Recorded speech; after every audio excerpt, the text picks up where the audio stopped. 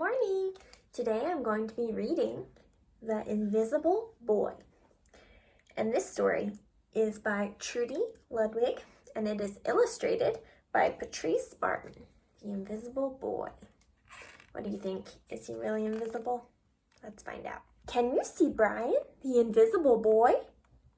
Even Mrs. Carlotti has trouble noticing him in her classroom. She's too busy dealing with Nathan and Sophie. Do you see Brian, the invisible boy? Nathan has problems that Mrs. Carlotti calls volume control. He uses his outside voice inside way too much. Sophie whines and complains that she doesn't get her way. Oh.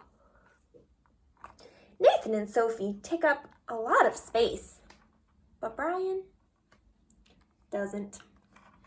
When the bell rings for recess, Micah and JT take turns choosing kids for their kickball teams. The best players get picked first, then the best friends of the best players, then the friends of the best friends, and only Brian is left, still waiting and hoping. JT glances in Brian's direction and just as quickly looks away. We've got enough players for each team, he tells the others. Let's play ball.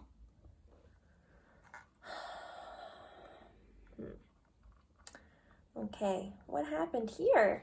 They were playing a game, and did they include Brian? No.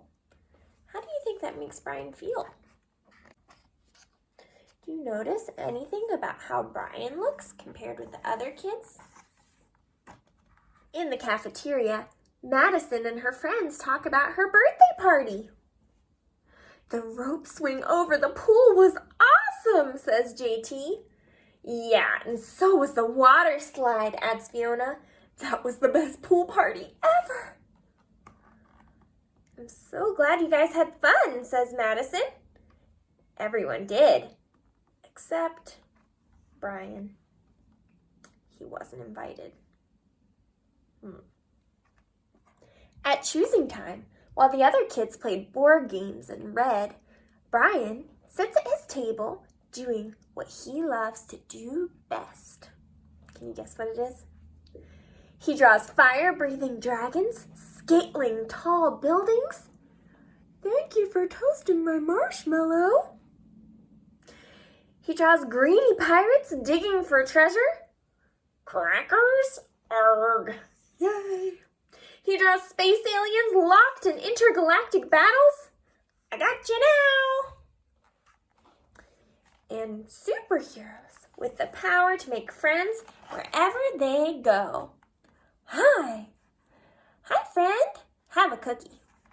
On Monday, Mrs. Carlotti introduced Justin, a new student, to the class. Brian smiles shyly at him. Some of the other kids sneak looks at Justin, trying to figure out if he's cool enough to be their friend.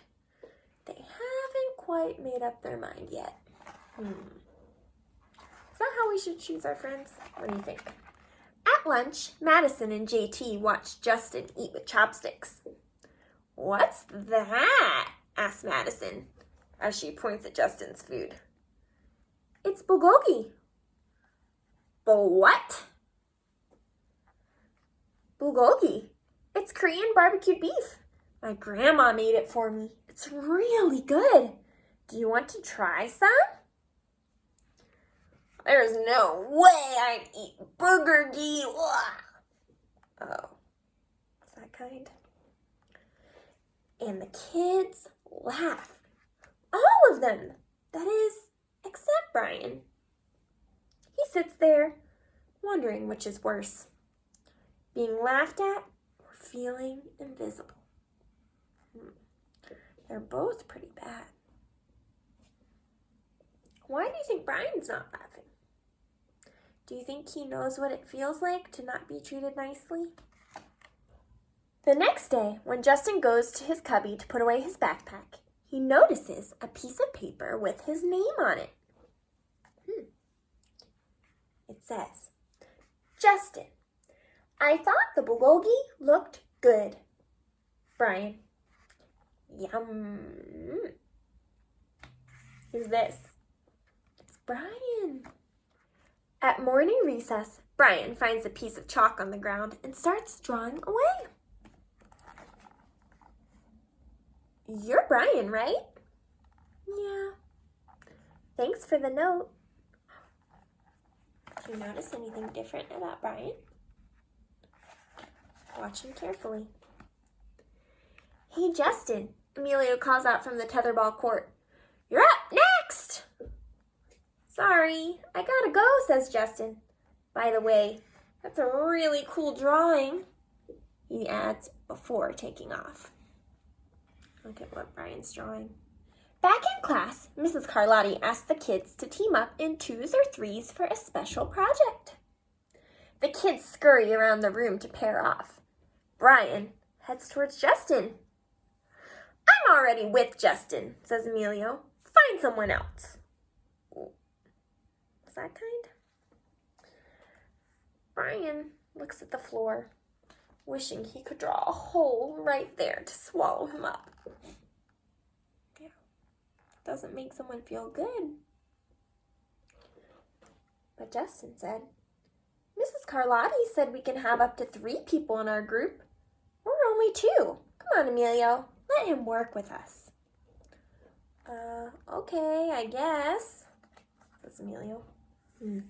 How do you think that makes Brian feel when Justin includes him? Do you see how Brian looks different when he's not being treated nicely and when people are treating him kindly?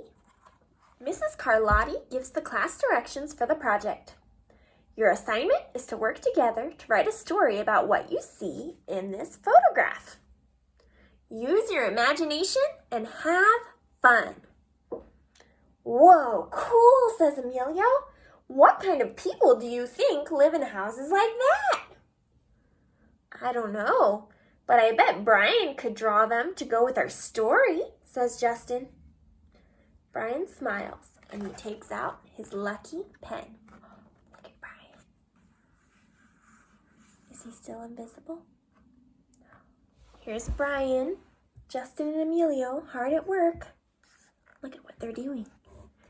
Planning, they're writing and drawing and cutting. And here's their story. The crooked story we made up on the spot. That must be the title of their story. Look at their costumes to go with the story that they're telling the class. It's pretty cool, right? Do you think it would have been as good if all 3 of them didn't work together? It's lunchtime again. Brian's least favorite part of the day. Another 20 long minutes of kids talking and laughing with everyone else, but not him. Brian! He hears someone shout. Hey, Brian, over here! Who's shouting to him? Who's this? Brian turns and sees Justin waving him over.